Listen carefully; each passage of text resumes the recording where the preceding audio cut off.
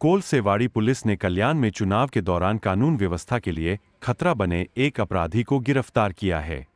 गैरकानूनी तरीके से पिस्तौल ले जा रहे इस व्यक्ति के पास से पिस्तौल जब्त की गई है और पुलिस यह पता लगा रही है कि उसे यह हथियार कहां से मिला और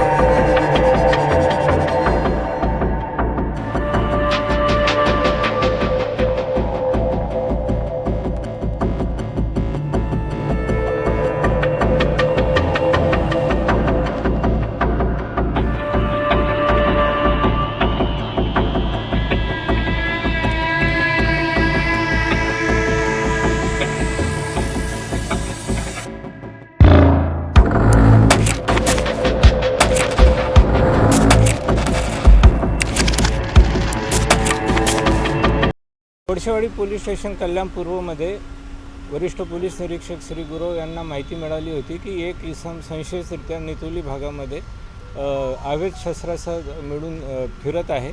त्या अनुषंगाने त्यांनी त्यांच्या गुन्हे प्रकटीकरण पथकाचे API भालेराव यांना त्या कामासाठी नेमलेले होते आणि त्यांची टीम त्या भागामध्ये परिसरात गस्त करीत असताना एक इसम त्यांना ज्या वर्णन मिळालेलं होतं त्या वर्णनाचा संशयितरित्या मिळून आला। त्याची त्वरित अंगझडती घेतली असता त्याच्याकडे एक गावठी पिस्तूल मिळून आलेले होते। ती ताब्यात घेतलेला आहे। त्या माणसाला ताब्यात घेऊन त्याच्यावर रितसर कारवाई केली, गुन्हा दाखल करण्यात आलेला आहे। आरोपीचे नाव आहे करण जितू निषाद।